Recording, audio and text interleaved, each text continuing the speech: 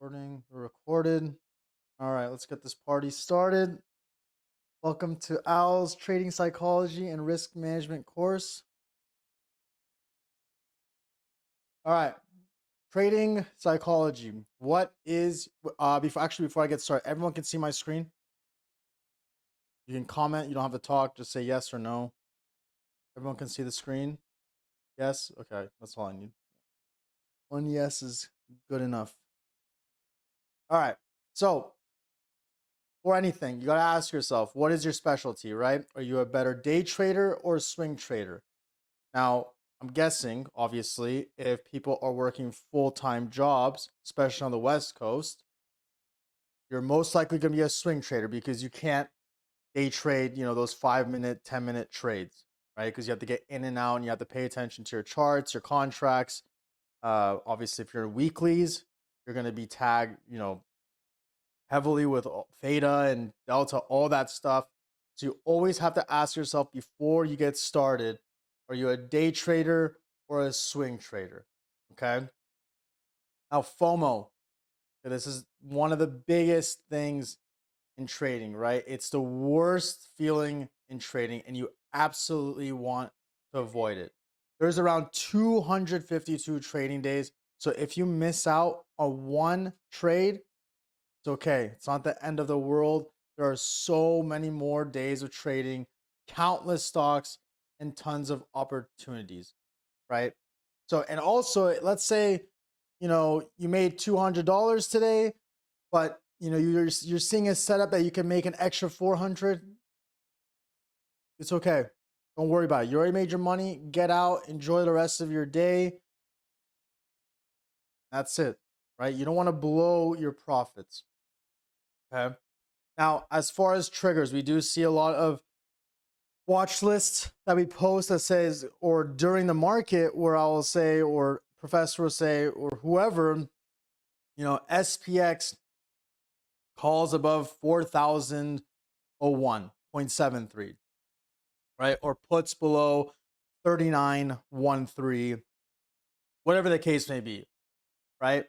Now, I don't want you guys to look at that, right? And enter a trade early because let's say it's 5 to 10 cents, cheaper, right? Not cheaper, like the levels are 10 cents off, right? Because you want to get that premium at a little cheaper price. What's it called? Cheaper price, right? You would rather have confirmation, let's say for that candle to be exactly below or above that resistance or support, right? Don't be cheap. Wait for a confirmation of that candle. For example, if you're day trading, and let's say you're on a 5-minute chart, you want that full candle below that resistance or that support or above that resistance, right? So you never want to enter a trade a few points short to get a couple of extra dollars, right? Sometimes it'll work. Most of the time, it will not work, right? Always start small. Never put in what you can afford to lose, right?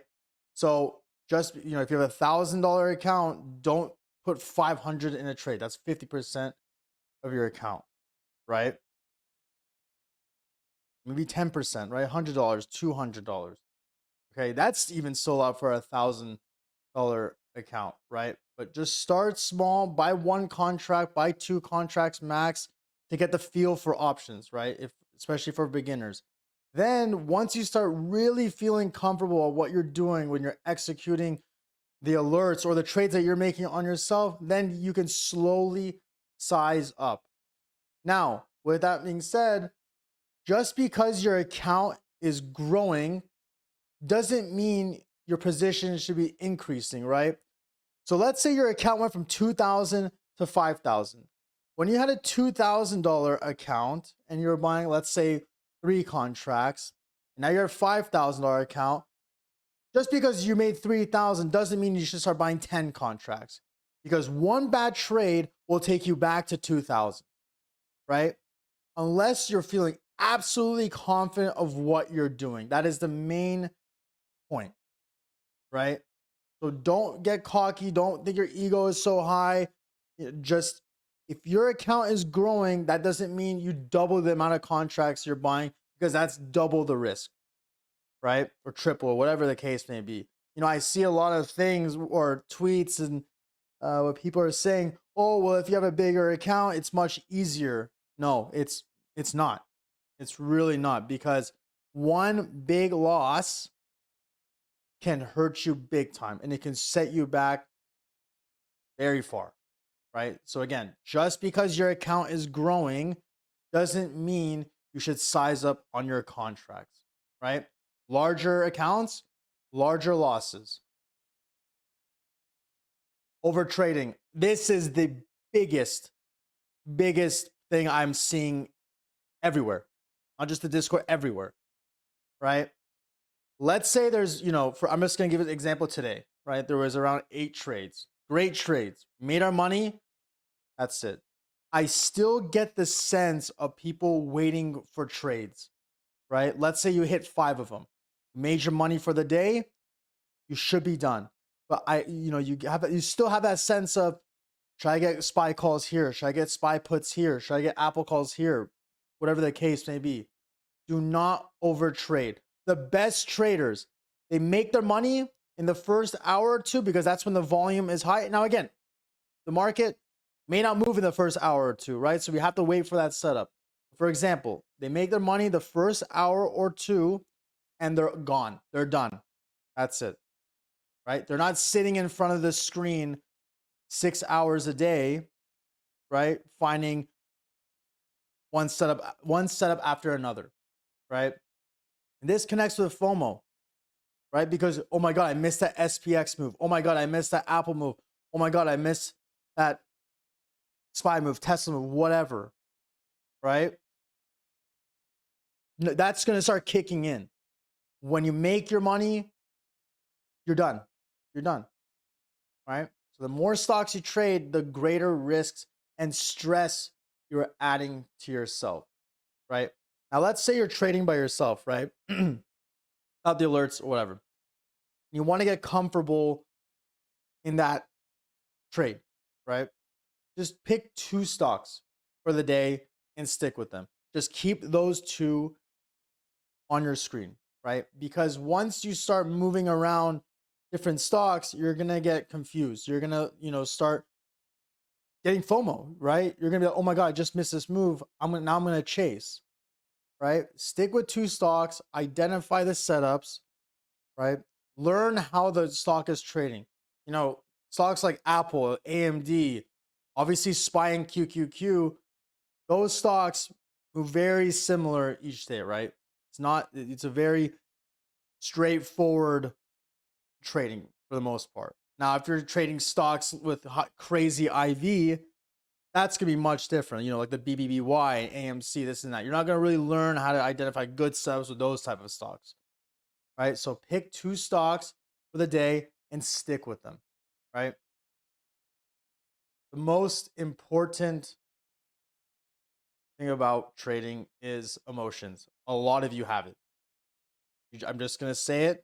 A lot of you trade based on emotions, on days that you win and when days when you lose. And the losing days, it's like wildfire. Listen, no one is perfect in trading. Okay? No one is going to make 100% winning rate on the trades. You're going to have losers. You're going to have days where you're going to have 3 or 4 straight losers, right? But it happens. It happens. The best hedge funds lose, right? So don't expect yourself to be a 99% win rate trader every single day, every single week, every single month. When I see some traders, they lose on some plays, it's like they give up and the world is over, right? Oh my God, my port is down this. Oh my God, this is that. I can't do this. Options trading is not for me. This and that. Listen, there are way bigger problems out there in the real world than having a losing day in the market. Throw the emotions out. Okay, I guarantee you, when you get those emotions out, you're going to trade so much more comfortably. And you know how to get your emotions out? When you know exactly how much you're willing to risk per trade. Okay. So let's say we alert a, I don't know, QQQ call, right? For let's say $2 a premium. Okay. Let's say I'm going to tell myself, okay, it's a $2 premium. So that's $200. I am willing to put in 5 contracts, which is $1,000. Okay. Now I'm going to ask myself, how much am I willing to lose on this trade? I'm going to think, okay, I'm willing to lose 40%. Okay. The market will do what the market wants to do. You just have to trust your charts, trust your instincts, and go with the trade. If you lose 400, right? Obviously, yeah, it sucks. It sucks. No one wants to lose a trade, but you're not mad because you did tell yourself, this is the amount of money that I am willing to lose for this trade. So that is exactly how you guys should go into every trade, right? You enter a trade at, let's say, $2. You ask yourself, okay, I'm willing to lose $50 per contract. It hits $50 per contract. Okay, so be it, right? It's not the end of the world. Okay. That is why listen, I put on my account 7 contracts, 15 contracts. For small accounts, 15, large accounts, 7. But every single trade I go in, unless I say, it's a lotto, like a complete lotto, I'm not even going to bother having a stop, or I'm not even going to bother telling myself how much I'm willing to risk, right? Whatever I put into the lottos. For 99% of the trades, every single time I make an alert, whatever, I know exactly how much I'm willing to lose. Now, that is based on either a level on the chart, which professor will show you in next week's class, or just a basic percentage. And so I also want to talk about this. Professor's going to go more in depth on this, but you see in some of our alerts, right, where, for example, BAC, right, I say 34 put, stop loss 40%, or if it hits that specific resistance. Now, some people can't actually handle waiting, if it hits that resistance on the daily chart, right? Because that could be more than, let's say, a 40% stop loss. Okay. So in that case, you guys have to manage your accounts by yourself, right? Because we don't know everyone's account size. So you have to be responsible with your portfolio and ask yourself exactly how much am I willing to risk on this trade, regardless of whatever level that the admins said that they will have a stop for themselves, because everyone has a different portfolio. Okay. So again, guys, I am telling you, emotions, once you throw out the window, it's going to take time to learn. I know a lot of you are beginners, or, you guys just started and it's tough sometimes. And to be honest with you, this has been the hardest trading year. I mean, from 2022 till now, this market is very volatile, right? It's not like 2020, 2021, where you can literally buy calls on everything and you make money, right? It's a red day, you buy calls. The next day, you're making money. Today's market, there's an event every day. There's a Fed speaker every day. There's always something going on. The volatility is crazy, right? But this is the best time to learn to hold your emotions, to throw it out the window, right? Another good rule to have is the 2 losses rule, right? If you lose twice, just leave. Turn off your screens, go outside, go back to your work, do something other than trading, right? Don't try to make those losses back, because you are just you're going to have more losses. You're going to revenge trade, right? So the 2 losses in a row, just get out of the market, take a, fresh breath air, or fresh air, excuse me, and just review. What did you do wrong? Did you just YOLO something? Did you misread a setup? Or was the market just hard that day? Some days there's going to be, you can't really find a trend in the market, right? The market's just not making sense. And with that being said, you don't have to trade every single day. if you can't read the market, then don't trade. Save your capital, preserve your capital. Just watch. Just watch. Right? Again, small profits as well, right? Yes, I know sometimes it sucks getting the 10%, 15%, and 20%. But if you think about it in the long run, and I'm sure a lot of you have seen this, right? There's 252 trading days in a year. $50 a day is $12,600 extra in your pocket. Okay.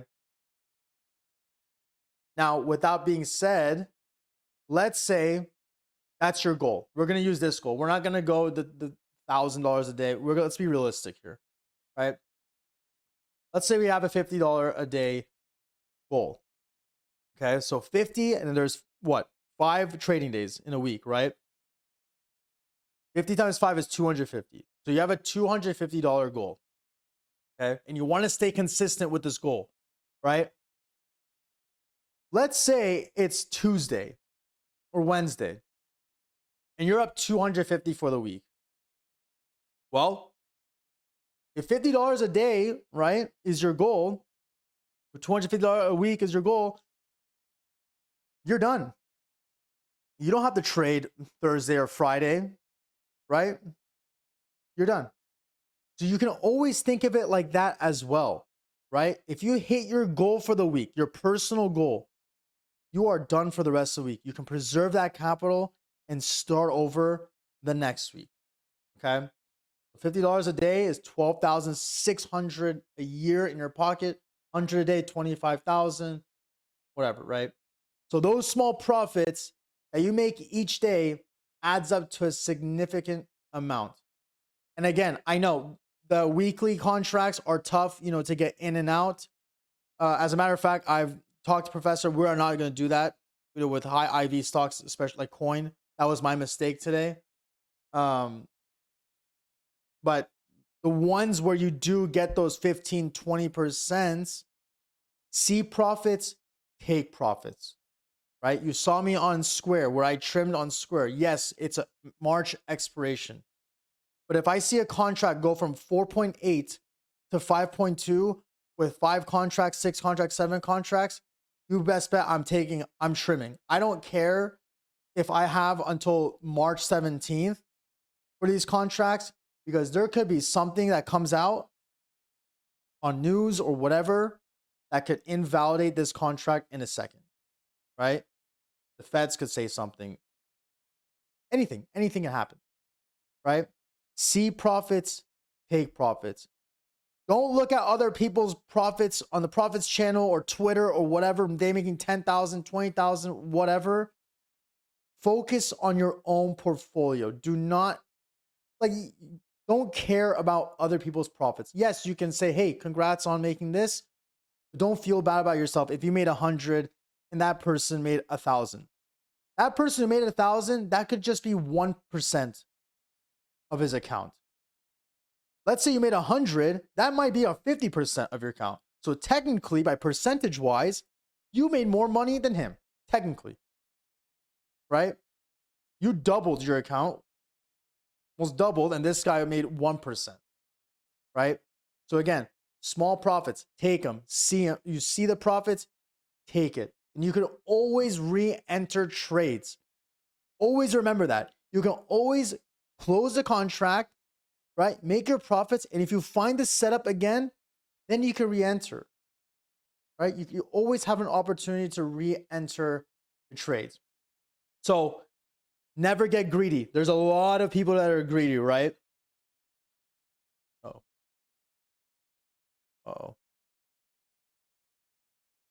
Okay. Sorry about that. Greed kills. Pigs get slaughtered, right? I cannot stress you guys enough to take profits, especially in this market. If you have runners, and we're going to actually talk about the next slide, manage it, right? Take profits when you see it. Then study the market, see what's going on. Okay? See what's going on, see how the market's moving. You don't have to place the trade, but put levels on your charts. See, okay, I have a resistance here. I have a support here. I could have played the bounce. I could have played the resistance, whatever, right? And again, never care about other people's profits. Who cares? Focus on yourself. Any questions so far before I go to the next slide? You guys can talk. You guys can type it. Guys, that's going to be covered in the next session. This is just the risk management.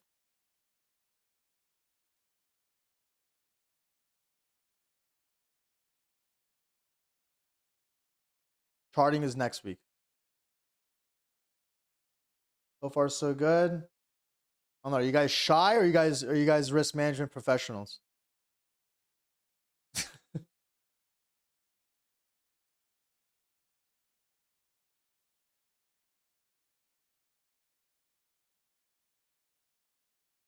That's not risk management. Anything risk management.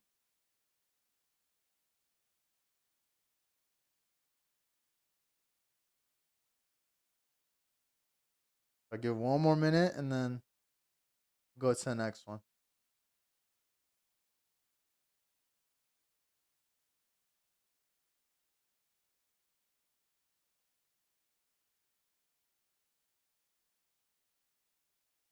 Okay. Now some of you guys are typing. Any tips on controlling emotions? Oh, how that this is a good question. This is a good question. The biggest tip, well, first of all, how did I overcome it? Experience. Right? When I first started, I was very emotional. But then I realized the trend. Every single time I was emotional, my losses would get bigger and bigger and bigger. Right? I would revenge trade. I'm down 100. I'm so pissed. I need to make this up somehow before the markets close. I'll hop onto SPX because I know you can quickly make money, right? But when you're just trading with emotions, that negative 100 turns into negative 500. So it's experience for sure, right? Now, any tips on controlling emotions? Again, we're going to go back to if you know exactly how much you're willing to risk per trade, you're not going to be mad, right? Because you're already telling yourself, if I lose this amount, I'm okay with it, right? Because as long as you're trading with a good setup, right, with confidence, and you're trusting your charts or trusting whoever you're trading with, at the end of the day, the market is going to do what it wants to do. It's not technically your fault, right? You did your work. You just have to trust it, right? So you just have to tell yourself, okay, this is how much I'm willing to risk. If I hit it, okay, that's it. That's when your emotions will go out the door. Now, if you don't have that mindset and all you're seeing is your P&L, right, going negative, negative, then you're starting to freak out, right? So don't look too much at your P&L, right? Look at the chart. Say, okay, I needed to go this way. I need to go that way, whatever the case may be, right? So the best tip I can give you is know exactly how much you're willing to risk. Okay. Let's say for 1K account, what's a good percentage stop loss or how to use per trade? So it depends. Like, let's say you have a 1K account, right? And let's say I put $200. Okay. I would honestly maybe have a 15% stop. Now, weeklies, it's tough, right? Weekly contracts are tough because you can see these premiums move sporadically, right? It is pretty tough. Now, if you have, let's say 2 weeks, I would say 15%, 20% stop loss, right? How do you calculate a risk reward on a trade? No, don't be sorry. It's all right. For me, it's kind of just, I enter a trade, right? I already know how much I'm putting in. Okay, and with today's there's a lot of traders out there that will say, okay, I'm going to risk this to make this. Now I'm a little different. For me, it's just I'm going to risk this amount, right? I'm going to put in X amount on this trade, and then I'm going to have a stop at this amount of money that I'm willing to lose. And as the trade is going, if I'm starting to see profits, the 10%, 15%, whatever, I'm going to start trimming, right? I'm going to start trimming and letting my runners go, but I'm managing those runners, okay? So you'll see, okay, I bought 7 contracts at 2. Let's say they're at 230. Okay, I'm trimming 4 out of 7. Those last 3, I'm going to manage. If it goes back to 2, they will stop at break even so I can secure profits. Or you can, do 210, whatever the case may be. Yes, absolutely journal trades.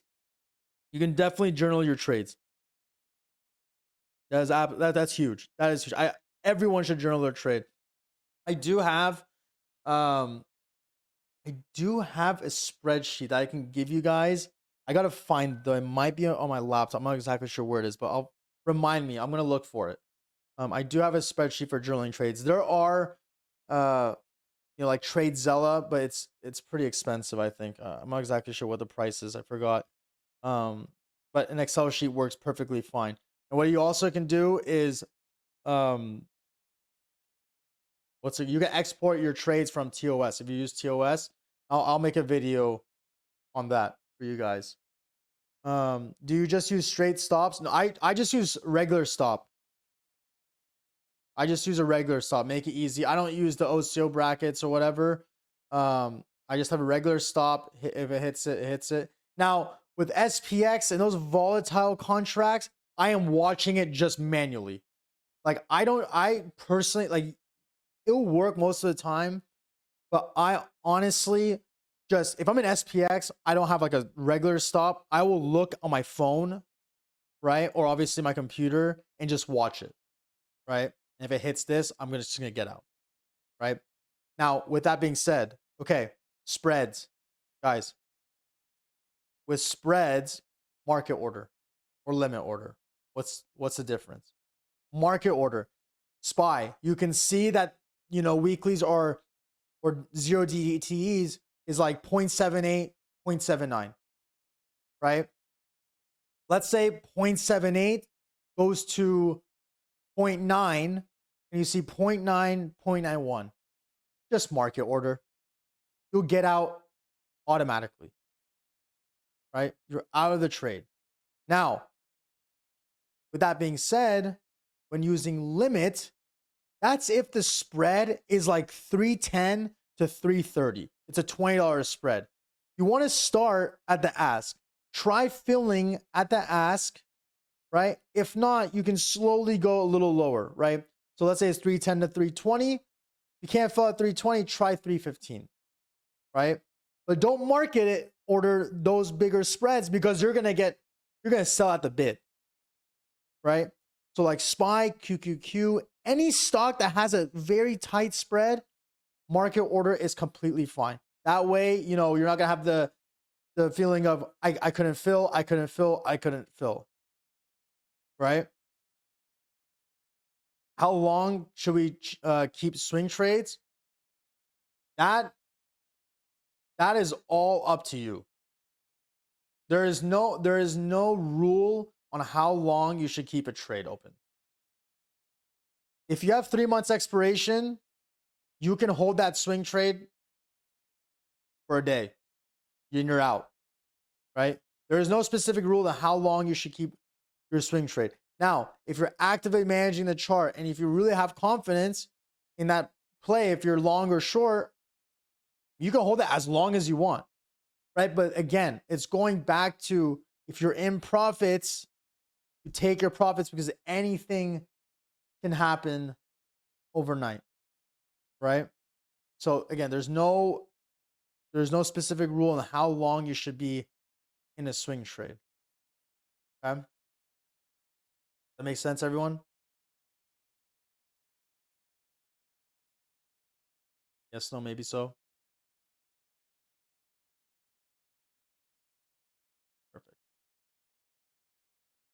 Okay, how to manage contracts. Now, this is a very, very straightforward example.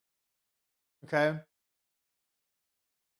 If you're up 25% on your contracts, right, and you have runners, move them to break even. Now, this is just a regular rule. Everyone has a different rule, right? If you're up 50% on your runners, move your stop to 25%. If you're up 75%, move your stop to 50%. If you're up 100%, then obviously sell half of your position and let the rest ride as runners. Now, with that being said, everyone is different. Let's say you're up 25%. You don't have to move them to break even, your stop. Maybe you want to move those last stops to a 10%. That way you can secure a little more, right? Or if you're up 50%, move your stop to 40%, whatever the case may be. But this is just showing when you have runners, manage them, look at them, right? Keep moving them. As the trade is going, keep moving your stops, okay? You never want your runners to go red and take over all your profits. That is the worst thing that could happen. You always at least have your stops at break even, your runners. You want to secure the profits that you made, right? Makes sense? Very simple concept. So just always manage them. Always keep an eye on them and do not, if, again, this happened today. I saw in the chat, right? At the end of the day, let's say you have 5 minutes left and you have runners, you're going to have to ask yourself, okay, I have 2 left, right? I'm willing to risk swinging it, right? Those stops get canceled overnight and get rid of those stops. Cancel the stops. And if you're holding it through overnight, get rid of the stops because TOS or any broker will do some weird stuff like what happened to one of the members. You don't want that to happen. Okay. So get rid of those stops. End of market if you are holding overnight. Or you say, hey, listen, these are my runners. I made money. I'm just going to get rid of them at break even or whatever the case may be, 10%, 20%. And I have no extra position overnight. Then yes, obviously you wake up and you're like, oh my God, I could have made a lot more with my runners. Well, you're not a future teller and you would never know that would happen. So be it, right? Earnings. We all know what I'm going to say about this, right? Earnings is literally a coin flip, okay? And nowadays, the calls and puts get killed, okay? It's like going to Vegas drunk and playing roulette. That's literally what it is. Flow will not give you any good direction on where the stock is going to go. That's why I'm not lazy when you guys ask, hey, can I get this for earnings? I mean it. When I say flow is not going to tell you anything, I am 100% not lying to you that flow will not tell you anything. Earlier this morning and yesterday, there was Netflix 270 puts that are being bought for over 1.2 million. Okay. If I said that, if I post that to you guys, say, yep, there's guys who are putting 1.2 million 275 puts, killed, done, right? Some people are buying 385 calls for Netflix for this week, done, right? So flow will not tell you either how the stock will do. Now, yes, it might give you a little bit of an idea, for smaller stocks, here and there. But again, earnings, no matter what, it's a coin flip. And the tough thing is, fundamentals are tough as well, right? You see good results for the stock tanks 8%. That's very frustrating too. So with earnings, if you are playing with it, are you playing earnings? Always tell yourself, okay, I'm going into earnings. I am expecting to lose it all. This is literally a lotto ticket. If I hit it, I hit it. If not, that was my choice of playing earnings. Okay. So if you play, risk what you're absolutely willing to lose and expect to lose it all. You're going to lose it all. Okay. Now going back to the small wins, there's absolutely nothing wrong with small wins, right? You make those $20, $30, $40. That's great. There's nothing wrong with that, right? You made money. Some people in this world have to work 4 hours, 5 hours, 6 hours to make that. And yet you are on your phone or you're on your computer, you click 3 buttons and you made money. Okay? So don't think making 20, 30, $40 is bad. It's good. You're making money. What's wrong with making money? Right? So there's nothing wrong with small wins. Do not expect to win hundreds and thousands every trade or every day. That's not realistic. Set a goal for the week, set a goal for the day. If you hit your goal, you're done. You're done. Turn off your computer and go enjoy the rest of the day. Because trades can easily go green to red with that mindset. Okay? You can easily go green to red. Your account can go green to red as well. Right? Stop losses. Always have a stop loss, either mentally or set it on your broker. Right? Stop loss, always have it. Okay? Either based on a level on the chart, if you like to, if you're a person who charts a lot, right? Or you tell yourself, I'm willing to lose an X amount on this contract, right? So always have a stop loss. And again, a lotto, and if you know it's a lotto, 100% of the time, if I say lotto, I'm not having a stop loss, but that doesn't mean you guys should have a stop loss. My account is different than your account. You're willing to lose it all? You're willing to lose it all, right? So again, stop losses are very key. And again, I just use the regular stop for contracts that don't move too much, too crazy. But again, with SPX, I watch it manually, right? I just watch it manually. And that is it. That is basically it for the risk management. Pour on the questions. Unmute yourself. Let's get some questions going. And we'll go from there.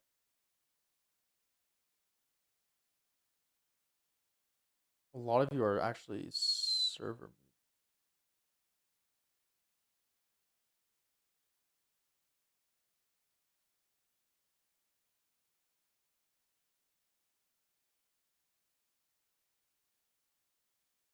Yes. Clarity. Okay, so like, let's say that there's a position, you enter in at $1 and you're going to set your stop loss at 80 cents. You have a small account, you're only taking one contract. At the end of the day, like 10 minutes before close, 30 minutes before close, that contract's at 90 cents. Would it be better to just cut it and not risk it overnight because of the volatility that can go in? Or Absolutely. do you think that it's like stick to stop? No. Yeah, especially for small accounts. Like, let's say you only have one contract, right? Those are going to have to be the dudes that. So, again, if you have one contract, 2 contracts most, just take that 90 cents, that $10 gain per contract. And then let's say tomorrow you wake up, you can trade it again, right? You don't have to, hold it overnight. Just close it, take whatever you got, and then the next day you can trade it once again, right? Now, again, sometimes you're going to be like, oh my God, I should have held. I should have held. Shoulda, woulda, coulda, right? Hindsight is a bitch in this market, in this trade, in this field, whatever. Hindsight is one of the worst things as well, okay? No one's a future teller. No one knows what's going to happen the next day. Take it, and you can always re-enter the next day. It's a great question. It comes out with a bonus. Been left alone. Should get 3 in the pass. McDaniel. What was the single best factor in helping you identify trends? Screen time. The screen time is your best friend. Being on the screen. Studying. Again, the trends, the resistance supports, professor is going to go through those next week. But for a simple answer, screen time is the biggest factor. You start seeing more patterns every single day, and just watching the market for 5-6 years. Actually, yeah, 7 years now. So the more screen time you have, more you learn. Books can only do so much, right? Books can only do so much. It's what you see on the screen in live action, right? Can you talk about your background, how you got into trading? I know you worked. Yeah. Well, obviously, I was a finance degree, but funny thing is, I was a bio major at first. I bombed chemistry. I bombed bio. Um, it just wasn't for me. And obviously, being Persian, there's that stereotype of everyone has to be a doctor, lawyer, whatever. My cousins are doctors. You know, so a lot of family members are doctors. So it was a pressure of me being a doctor. That didn't work out, obviously. But I remember senior year of high school and throughout college, my first years, my dad would always be watching Bloomberg, CNBC. And so I would kind of just watch with him. And so that's how I learned about the stock market. And then I switched my major in college to finance, did that whole shebang, and worked in corporate finance for a couple of years, got laid off. But throughout that time, I was trading as well. And yeah, I mean, since then, just been trading, screen time. That's it. You know, finance degree. I mean, I'll tell you this: finance. My degree in finance did not help me in trading. I'll tell you that. It gave me more gray hairs. Okay. Say again.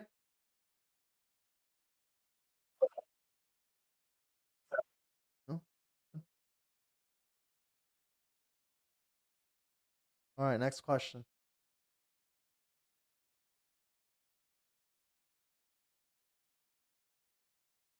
Good question. Not risk management related, but if you're day trading, scalping, SPY, or QQQ, what other stocks are you watching to move simultaneously to get a feel? Yes. So this is a good question. I know a lot of people don't know the answer to this.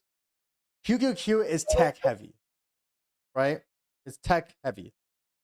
So if you're trading Apple, you want QQQ. If you're trading Tesla, you want to watch QQQ. You want to watch any tech, you're watching QQQ. Okay. Spot. As a matter of fact, Apple, yeah, Apple is a little different. Apple is different. Apple, you can do SPY as well. But like Nvidia, AMD, you know, all these other tech companies, watch QQQ, right? Let's say you're in biotech. Let's say you're watching Merck or whatever. Actually, you know what? As a matter of fact, biotech, I'm not gonna. That's a bad example. That's a bad example. Let's do, I don't know, like PG or Pepsi, right? SPY, consumer discretionary stocks, right? Those type of stocks, you watch SPY. So if you're trading tech, you look at QQQ. Anything other than tech, you look at SPY. Now you have those down. What else do you look for? You have VIX, right? You have VIX. You have $ tick. You have the dollar DXY. Those are all indicators, right? Ideally, in a regular market, as VIX is going higher, the market goes lower, right? Throughout the day. If the dollar goes higher, the market goes lower, vice versa. Okay. Tick, $tick, is an indicator of buying and selling pressure. So when we say plus 500 tick, means that there's a heavier buying program going on, right? Now, when we see negative 500 or more, that means a heavy selling pressure. So when we say, oh my God, negative 1100 tick, that's a lot of selling in the market, right? A lot of selling. There's plus 1000 in $tick. It's a lot of buying, right? Now, you don't rely on that solely to buy calls or puts because it moves very fast, but it will tell you how much buying or selling is going on.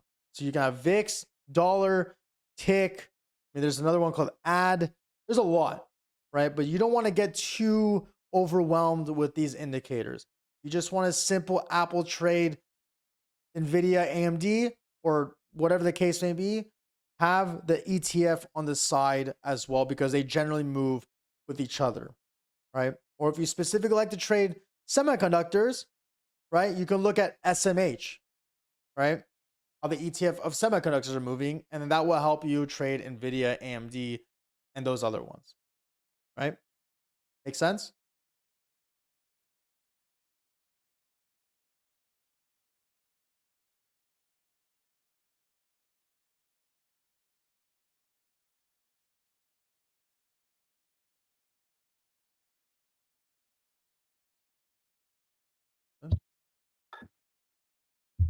Any other questions?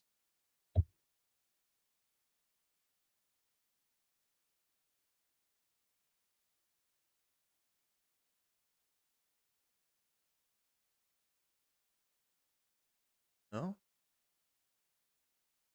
Oh, he does? Oh, shoot. He's actually. Gramps, go ahead.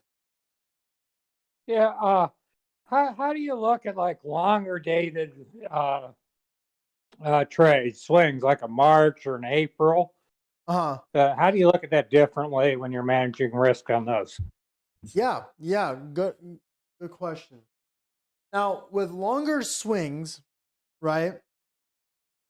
I like to put time. It's insurance at the end of the day.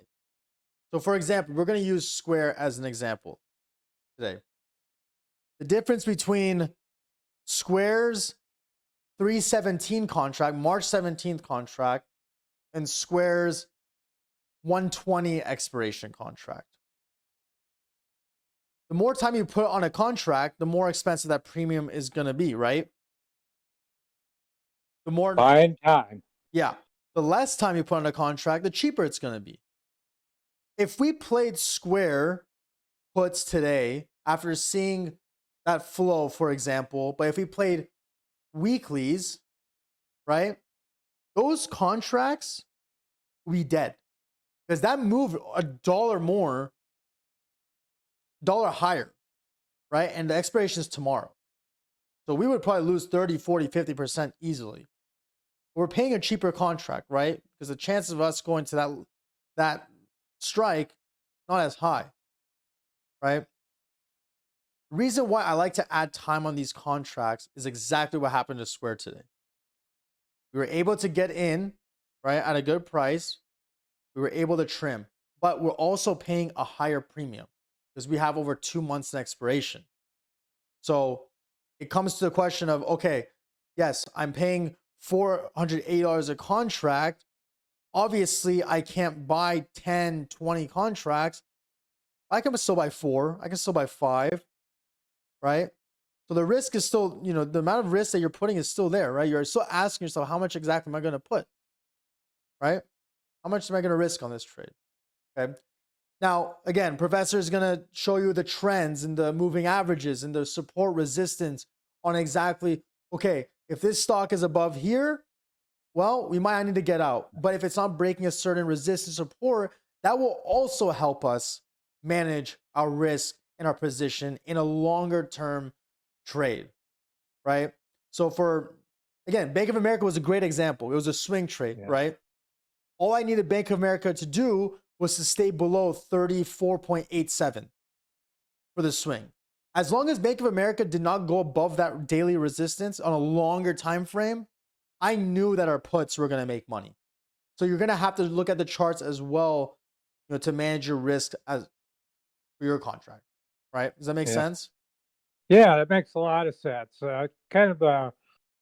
Looks to me like you made a macro trade on a SPY today in March because you don't have a stop. You're just playing the macro. I think you expect bad news to go to bad news. Exactly. Exactly. That was your thought process, Yeah. right? This SPY alert that I made is macro. So I'm not worried at all if I see SPY up $1, $2 tomorrow. I don't care. Because there is nothing that's telling me that our economy is going the right direction. You see all the data that's coming out. It's negative. What makes anyone think that the market is going to push higher and higher and higher? Right? This is just also a good. Now let's say the long-term portfolio, right? Let's say you have long stock. This is a great hedge, right? Because I'm risking. On your comments, So by expiration, right? If I know exactly how much I'm willing to risk, this contract can go from 480 or whatever the case may be to, let's say, 10, right? Or it could go to 0, but my long stock is going higher. But this is an absolute macro trade. Okay, that's kind of the way I read it. It's just like I jumped into cat yesterday, and that's a macro because just kind of it was about as overbought as it could be, so I figured I couldn't get hurt. But it's also Gonna try to hang on to it. I didn't Yeah. hang on to it before, but I'm gonna try again. Yeah. Oh, good question. Good question. Will you be doing an education class? Oh yeah, absolutely. Yeah. Those we're gonna have classes every week. We're gonna have many topics. Just make sure you guys put them in the trading support, or what's it called? Trading goals. Can we know what you're long? Absolutely not. I cannot for the safety of my life. No. I am long. I'm not gonna tell you exactly what stocks I'm long, but I'm long tech, banks.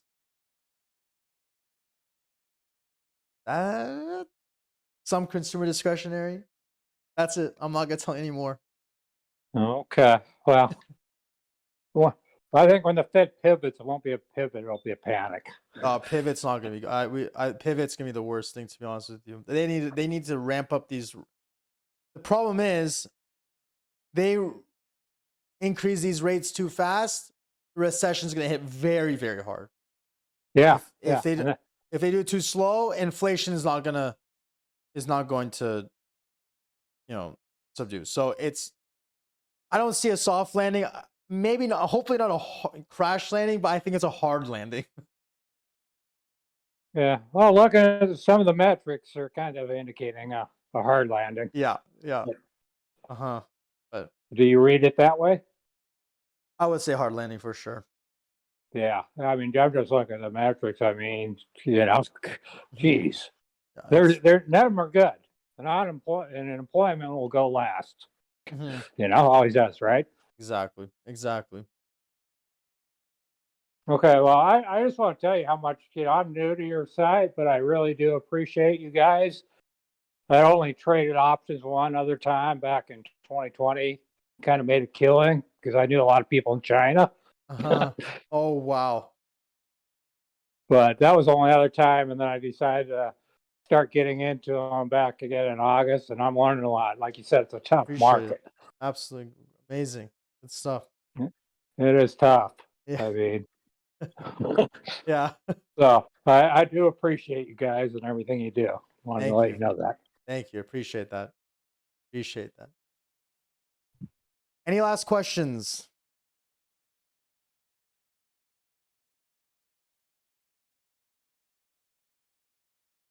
You had to buy and hold some for 2 years. Google. Do I have any indicators that help? No. There's no indicator that will help you with risk management. Full Yeah, no indicators. No indicators. When professor talks about trends and resistance supports, it's going to really start to open up your mind about where I should get in, where I should get out. You'll see. The one thing I was on today, and that was just carrying a trailing stop overnight in an equity that wasn't that liquid. Yeah.